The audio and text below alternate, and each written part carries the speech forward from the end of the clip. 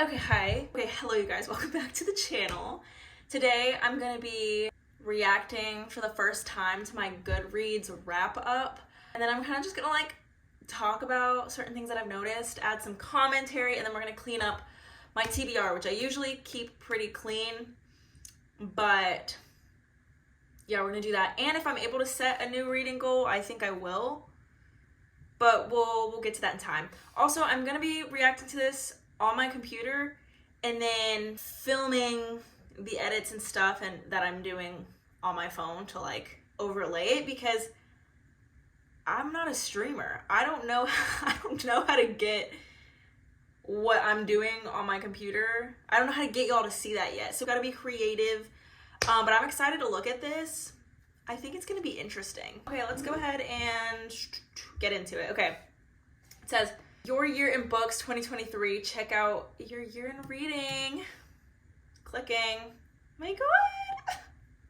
Okay, so it says 2023, my year in books. 17,728 pages read. That sounds like a lot. Let me make sure this is recording. Okay, it's recording. That sounds like a lot. I don't know what it was last year, so I don't have a lot to compare it to. Oh, you know what? We need to add a book. Hang on. Before we keep getting into this, I just read The Gift. Oh, it added. Okay. I just read The Gift by Frida McFadden, and it added because I rated it on my Kindle. So we're good. Okay, 17,728 pages read. 55 books read this year. Okay, so the shortest book was the one I literally just finished today. 53 pages. It was The Gift by Frida McFadden. It's a short story. Very mid. I shouldn't be laughing at a thriller, y'all. That's when you know maybe it wasn't Frida's best work, but it's okay. We all have our moments. Yeah, I probably shouldn't have been giggling at it. Longest book was The Secret History at 577 pages, so I can see that was definitely it took a little bit of power to get through, but overall it was good. It was decent. I don't regret reading it. Average book length in 2023 was 322 pages. That sounds like me. Anything over 350, I'm like, who do you think I am? No, it's really hard. Most shelved book. I think these are new features. Most shelved. I don't remember this from previous years, so that's why it's kind of fun. Most shelved book was The Seven Husbands of Evelyn Hugo. Over 5 million people also shelved this book. What does that mean? Does that mean they just added it to one of their shelves, or does that mean they read it? I don't really know what that means. Least shelved was Things Will Get as Good as You Can Stand by Laura Doyle. That was kind of a random read. I read it because a anxiety coach that I listened to talked about this book, and it was fine. It was good. It seems like an under the radar kind of read. I mean, I don't really have a lot of comments to say on that because that's just one of my random self-help reads that I do here and there. Average rating for 2023 was a 3.4. Is that a good year? I'm curious to see next year what happens, because I don't know if that's I think that's it's mid. My goal with learning my taste is to be able to have years where I'm 4 stars. That was a 4-star year. Because that's pretty good. Because it leaves you room for oops, that was a flop. And it leaves you room for some mid books, but really you're getting a lot of hard hitters. You're getting a lot of 4s, a lot of 5s. So I'm curious to see what next year will be, if I can really hone in and read books that I'm more likely to enjoy, because that's what this channel is all about, baby. Highest rated on Goodreads was I'm Glad My Mom Died by Jeanette McCurdy with a 4.47 rating. That is pretty good. That is a really high rating. I'm actually glad that they're showing me this, because I didn't know what the highest book from my shelves, the highest rated book from my shelves was. So it's pretty cool. I feel like I'm such a paranoid person because I don't have a lot of storage on my phone because of the videos that I'm making now. So I just feel at random, especially when I'm filming on my back camera, I can't look at, I don't want to look at myself. So I film on my back camera and it's a little bit higher of quality. So I don't want to film on my front camera, be distracted and all that. But when I do film on my front camera, I can see, hey, low battery, hey, low storage. so I have to keep checking. Kind of paranoid, but yeah. Okay, my first review of the year, the first book I read this year was The Bodyguard by Catherine Center. That book was very mid. That book was so mid to me. Why did I give it a 3.75? That book was honestly a 3 to me. People loved this book. I think this book just wasn't for me. Like, I'm not a rom-com girly. We talked about that. We've been talking about that on this channel. It just didn't hit for me. Like, people were saying it hit for them. They're like, it's so feel good, it's so cute. And I'm like, I don't think so. I mean, it was fine. Okay, so my 2023 books. I guess I didn't read the first two. Okay, so I read, I'm not gonna list all the 54 books I've read, but I will scroll.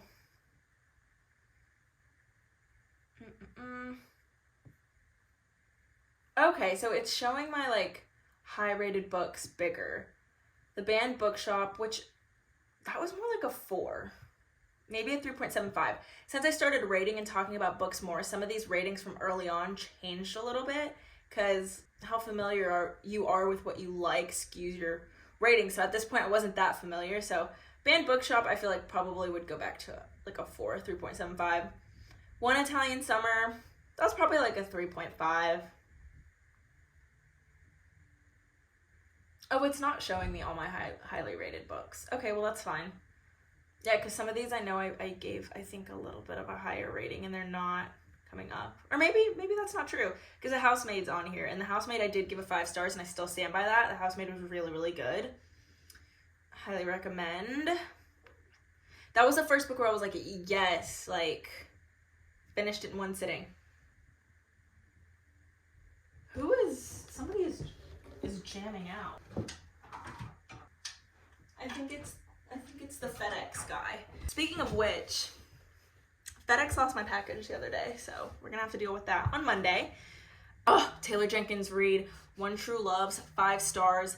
Loved that book, and that kind of turned her around for me because The 7 Husbands of Evelyn Hugo, I was like, okay, I see Taylor Jenkins Reid, but it still wasn't like what I really gravitate to. But then I read One True Loves and I was like, yes, 5 stars. Like my first 5-star, like genuinely, because this is not in order, I don't think. Is it? Maybe it is in order. I just, I thought I read One True Loves before The Housemaid. Honestly, I'm not sure. But that was really good. And I feel like the first book I read by Taylor Jenkins Reid was Malibu Rising, and I'm so sorry, I really did not like that book. But every other book that I've read by her, I'm like, okay, you're one of my favorite authors. Honestly, I can say that. It's really weird when you start out like on really bad terms with a certain author, and I'm like, yes, go off. I'm trying to read all your work now. And I am trying to do that. I actually just rewatched Daisy Jones and the Six yesterday and the day before. The first day I watched 8 episodes, and then the next day I finished with the last 2. And I haven't actually read Daisy Jones and the Six, and I want to, but I worry that it's going to be hard to work myself up since I've watched the TV show twice. So, because that's what happened with The Ballad of Songbirds and Snakes, y'all. I've been talking about how that's on my TBR for this month, and I honestly don't think I'm going to get to it. I don't know what it is.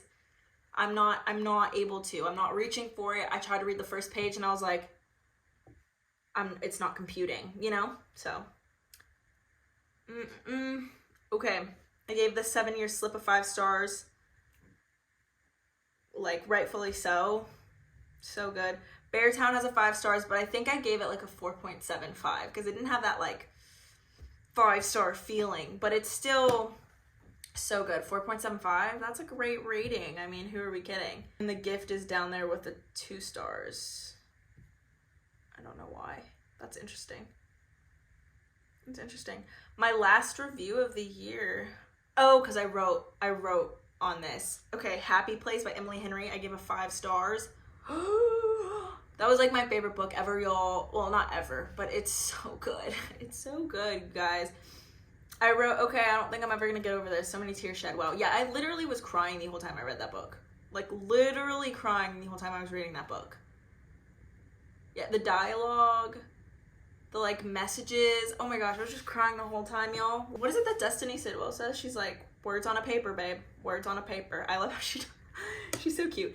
Anyways, that's how I felt. I was like, words on a paper, girlfriend. Like, it's okay. We don't need to cry every other page. Like, we'll be just fine. So anyways, 2023 reading challenge. I read 55 out of 40 books, so I surpassed my goal by 138%. It says, congratulations, you're really good at reading, and probably a lot of other things too. How wholesome. That's it. The site can't be reached. That's a dirty lie. We're back in business. We're gonna go through my TBR and clean it up. Although I don't think there's that much to clean up. I kind of got this idea from Heather McLary, even though I did recently talk about this a few videos ago about like how I like to keep my TBR clean. I didn't really have the idea to film it, so I think it makes sense that we would do it in this video while we're just going through Goodreads. So I have 24 books I want to read on my TBR and 2 winter holiday TBRs. Why does this keep timing out? One by one in the gift. So the gift, we can take that off of here. So we're gonna take the gift off because I just finished that, but for some reason it's still on my winter holiday TBR. And then the only other thing that'll be on my winter holiday TBR is one by one. That was so weird. One by one by Ruth Ware. One by one by Ruth Ware. I'll get to that sometime soon. I mean, I'm not in a rush to get to that. It's kind of like out of sight, out of mind. I'll probably read it at some point, January, February, because it is a winter thriller, and I'm just not concerned about it because I have the TBRs that I'm like trying to get through before the end of the year so that by January I have like a clean slate. One by one, I'm like, I'll read that at some point. It's not bogging me down the way that other things do. I don't know if I'm gonna get to Ballad of Songbirds and Snakes. Hopefully I can finish Ask Again, Yes, Anxious People, and Everyone Dies Famous in a Small Town, because I'm just like, I just wanna have them done so I can have free reign in January. So anyways, the tipping point. Okay, I thought I had that book. Why is that? Do I really actually want to read that? I don't think I do. I don't think I'm going to read that. So we'll probably take that off. And Talking to Strangers, what we should know about the people we don't know. I should probably take that off too. Mr. Salary by Sally Rooney. There's a lot of tongue twisters in this video. I feel like Mr. Salary by Sally Rooney. I think I'm going to keep it on there because like I just read 2 short stories this month, like in under like an hour.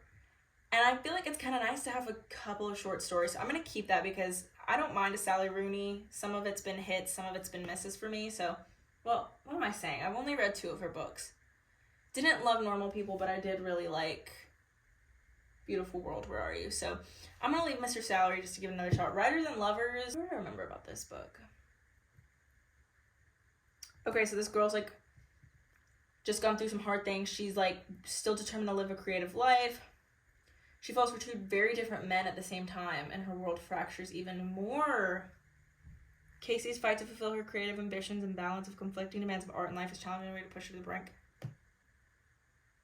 I feel like... Oh, Destiny read it. Oh, she reviewed that in 2021.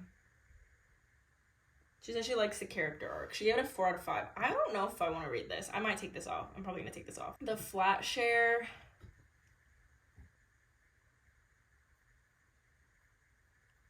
Okay, so it's like about 2 people that share a flat and they've never met.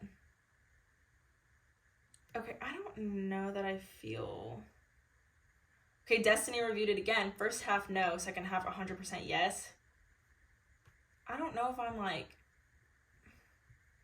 Give it a 3 out of 5. Honestly, I think I'm going to take that off. It doesn't sound compelling to me. Okay, The It Girl by Ruth Ware. I think I'm just going to take that off. I'm not dying to read that. Every time I read the synopsis, I'm like, okay, I guess. Not really. I don't know. Open Air Life. Discover the Nordic art of Friluftsliv. And Friluftsliv. I don't know what that is. And Embrace Nature Every Day. I'm just going to keep that on there because I feel like that's a good... for funsies book that I want to buy myself one day because I have the Little Book of Luca. I think that's how you say it. And it's kind of like about Hygge, that whole thing. And I kind of just love that concept. So I think I want to get myself that book like for funsies one day. I'm just going to leave that on there. Carrie Soto is back. I almost bought that today at the store at Target. I was so like, I need to buy this right now. I want to read it right now. And then I'm like, no, Bella. Get through those TBR books that you want to get through. I don't know if it's the like perfectionistic like thing that I have going on, but I want the books on there to all be books that I like and to be books that I've pretty much read. If there's like 2 or 3, that's not a big deal to me, but I just didn't want to buy. I almost bought Carrie Soto's Back and Daisy Jones and the Six today, and I was like, no, we're not going to do it, because then I'm going to start reading those, and then I'm going to push those back even further, and that's the goal of what we're doing before the end of the year, is to not do that. So yeah. Okay, Anxious People, I'm kind of in the middle of reading that. I just honestly just want to read the audiobook. I don't know why. I'm feeling lazy, I feel like. With Litfic, I'm feeling lazy right now. I don't know why. Ask Again, Yes is right over there, and we are going to read that this month. We're going to try to, whether it's audiobook, whatever, or if I read half of it and listen to the other half audiobook, we're going to get through it.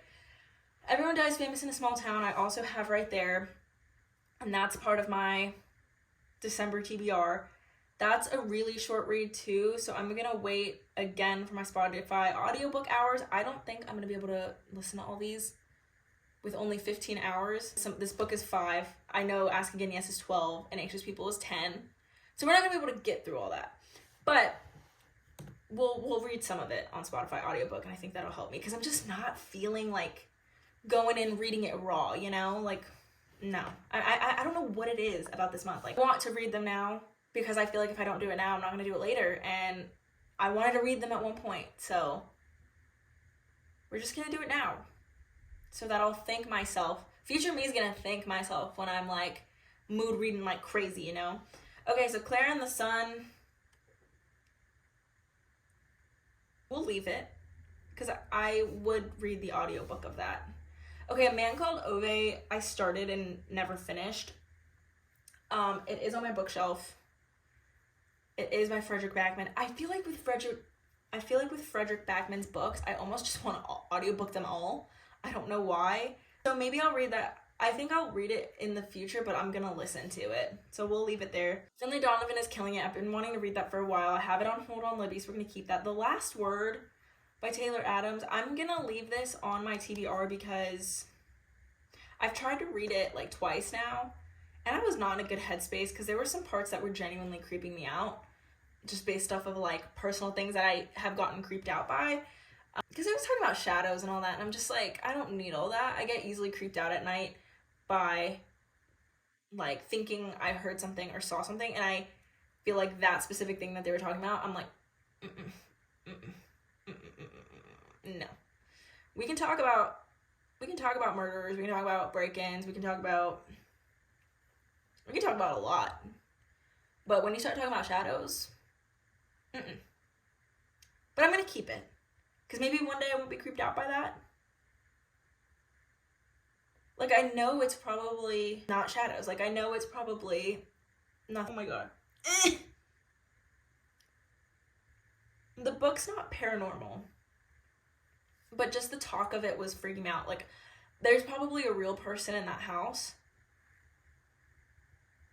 but it just wasn't sitting well with me. The Only One Left by Riley Sager. I intend to read that one day. What is it about again? Hang on. Why does my internet keep doing that? Okay, so it's like her whole family is dead and she's the only one left, hence the title. Okay, then there's a home health aide named Kit offering end-of-life care to the woman that's the only one left from her family that was killed. But when new details about her predecessors to project come to light, Kit suspects not. Okay, so Lenore's not telling the complete truth. Seemingly harmless. I cannot speak.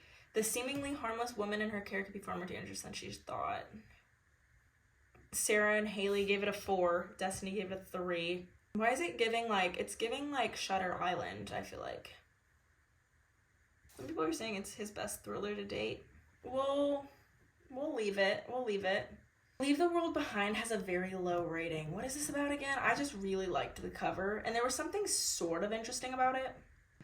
A magnetic novel about 2 families, strangers to each other, who are forced together on a long weekend gone terribly wrong. So it's like all their internet, TV, everything shuts down, phone service. Each couple is wondering if they can trust the other. So it's like there's strangers that arrive at this house and they're saying that there's a power outage and they've come to the country in search of shelter, but the other couple's like, are they telling the truth? Oh, get ready to watch this book's adaptation on Netflix. When is that? This comment was written a year ago. August 2nd, 2022. So that's like a year and a half ago that comment was written. Maybe I should just watch the movie. Someone said leave this book behind. This is an odd one. This was a good one sometime. Oh. Someone said, what the F did I pay money to read? These low ratings aren't doing it for me. I told you guys my thing about low rating. I trust a good average rating scale. Like, I do.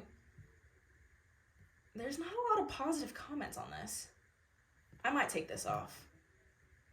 Leave the world behind.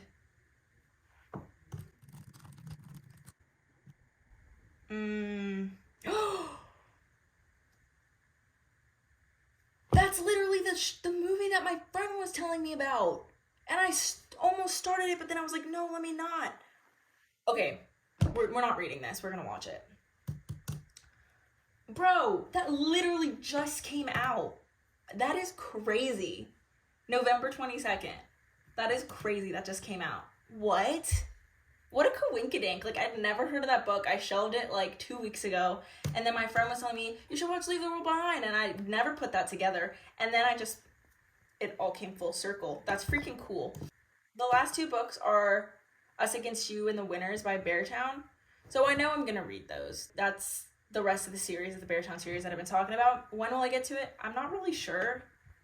Probably just at some point when I have audiobook hours. Because like I said, for some reason, Frederick Backman, now that I listened to Beartown on audio, I feel like he's an audio guy for me. Having trouble reading Anxious People, just like it's not bad.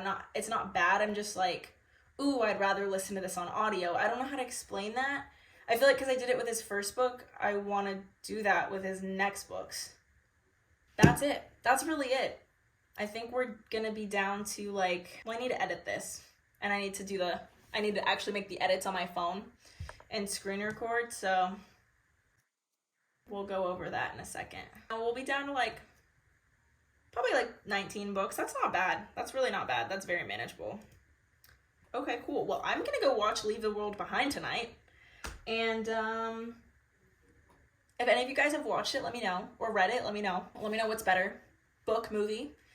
We can have that whole discourse. Because I'm trying to do more like reading book adaptations, watching them and stuff. Because I feel like that's really fun. But pretty much that was it for this video. I don't know. I guess I can't really set my 2024 stuff. I'll put my goal as like 50 books. I don't know if that's what I did last time. Because I read 55. I think I put 40. We'll do my goal as 50 this year.